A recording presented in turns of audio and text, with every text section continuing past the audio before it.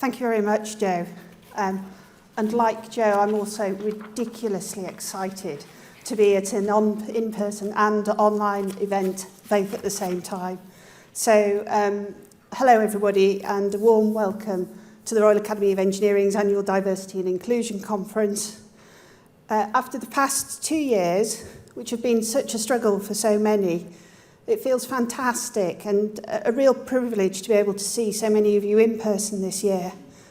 And for all its challenges, COVID's reality has helped us up our virtual event game.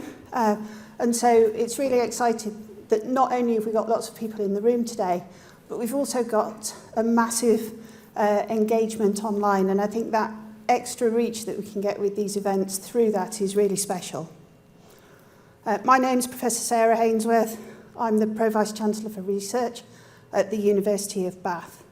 And I'm also the chair of the Academy's Diversity and Inclusion Committee, which provides oversight for the Academy's diversity work in this space. I'm continually struck by how hard we have to work in this space. Not all diversity is apparent to others, and it's easy to miss out those who have hidden disabilities or other diversity characteristics. We need to continually challenge ourselves and work with our allies in D&I to be effective and to make the most inclusive environment.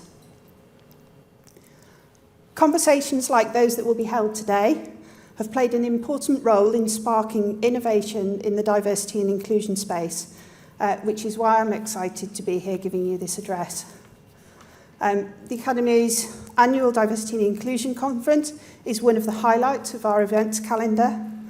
It aims to respond to the ever-changing landscape and challenges concerning diversity and inclusion within the engineering sector, and to support you as you continue to drive for progress by sparking ideas, by providing practical tips, and by fostering new connections. We know that, as an industry, we still have a long way to go before we can say with confidence that we are diverse and inclusive and have a culture in which everyone feels they belong. The latest statistics show that just 16.5% of engineers are women. People with disabilities are also underrepresented in the engineering workforce, with 11.1% of those in engineering occupations being disabled, compared to 14.8% of those in non-engineering occupations. Those from minority ethnic backgrounds are also underrepresented, holding just 10% of engineering occupations compared to 13% of the UK workforce. In terms of inclusion in the industry, last time the Academy surveyed engineers, we discovered a mixed picture. For example, women engineers are less likely to speak up on inappropriate behaviour than their male colleagues.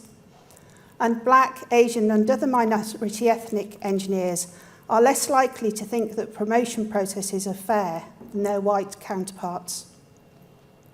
So we have a collective responsibility to contribute to creating a more equal engineering profession. 80% of engineers have told us that they are more motivated when they feel included, and half report that feeling included increases their commitment to their organisation. In addition, research and experience show that the best products, systems and processes come from diverse teams working in inclusive cultures. So the importance of increasing diversity and inclusion cannot be overstated. Happily, at the Academy, we have confidence in the ability of our industry to catalyse this increase. If the last 2 years have taught us anything, they have taught us our enormous capacity of engineers to rapidly mobilise and innovate to the profound benefit of society. From ventilation systems, PPE, through to field hospitals and logistics supply chains, engineers were central to the crisis response. In our early rapid response efforts in March 2020, the Academy was bowled over by receiving more than 500 ideas, innovations and offers to help from across the industry. This level of commitment has persisted throughout the pandemic, reminding us what we can achieve together. Today, taking inspiration from the incredible work of the world's engineers in response to the pandemic, we want to focus on our collective capability to make a dent in a crisis that is barriers to diversity and inclusion in engineering. We all have the power to break these down. It is our hope that today both inspires you and arms you with the tools to help you do so in your own organisations. Our annual 2022 annual conference explores what works in diversity and inclusion practice. Over the past decade, there has been a proliferation of D&I initiatives and programmes tested out in workplaces, both within our industry and others. Innovation and practice in this space is expanding, with a greater investment of financial, political and social commitment being made by companies than ever before. At the same time, the work that is required to rigorously evaluate the impact of these measures taken to date lags behind. And as a result, there's a gap in the understanding of what is particularly effective in this space and what, by contrast, might be a waste of resource and, worse, counterproductive. We at the Academy were motivated to choose this topic to support you all as you drive excellence in diversity and inclusion initiatives in the engineering industry. But we also have a vested interest in the topic ourselves. Over the past year, the Academy has more than doubled our investment in diversity and inclusion programmes and further embedded D&I at the heart of all our activities. We want to get it right, to continue to challenge ourselves to do more effectively, and for the greatest positive impact. I and the rest of the Academy team are therefore just as eager as the rest of you to hear from the incredible range of speakers we have lined up today. We will hear from experts about how to measure inclusivity and diversity, establishing practical takeaways to be implemented after today's conference. We hope that today's event will be dynamic and nuanced, which is why we will spend some time understanding the perspective of inclusion and belonging from employees. We will also hear from specialists on current topics that affect the impact of diversity and inclusion for organisations, engineering professionals, and society. Our first panel will address how we can successfully measure what's working within our diversity and inclusion strategy. It will explore some of the academic research in this space, along with examples from the professional experience of the panel. Our second panel will dive into inclusive cultures within the workplace. Our panel of managers and employees from a variety of vantage points will uncover lived experiences and perspectives on what makes an inclusive culture in engineering.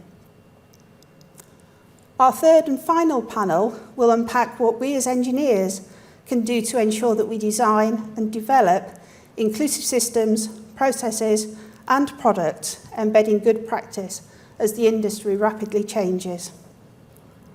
We will then hear from the Academy's own Dr. Hayatan Silam, who will share the Academy's latest thinking and insights on building an evidence base for what works in D&I in engineering. Throughout the day, there will be opportunities to ask questions of our speakers and share your thoughts and input interactively through our pulse surveys. We're using Slido to ensure that participants can feedback on some of the key questions. So you'll see on the screen the QR code for Slido and the URL. What we would like you to do is to engage with the conference, whether you're here in the room or whether you're participating virtually, by feeding back the answers to the questions that we're going to pose. So for those of you who are actually here in the room, please do also take opportunity to discuss your experiences with your fellow delegates over coffee and lunch. And I don't want to make online participants jealous, but we also have some entertainment and an afternoon tea of scones and fizz to enjoy as we continue the conversation and find opportunities to collaborate with each other into the future. If you're at home, please feel free to go into the kitchen and turn the radio up and participate in an appropriate way. And we can't tell that you're doing your dance in your slippers, so it will be fine. However, we are also asking you to do some work today. No such thing as a free scone. So at the end of each panel discussion, you'll be offered some inspiration for some simple actions that you can do. And by the end of the day, what we'd like to see is every delegate committing to at least one change that can help move the dial on diversity and inclusion in their organisation. You can share this with us in the feedback survey, or even better, you could share it on social media using the hashtag #EngDiversity when you do so. So our first Slido question is now live, and that question is, how confident do you feel about what works in diversity and inclusion?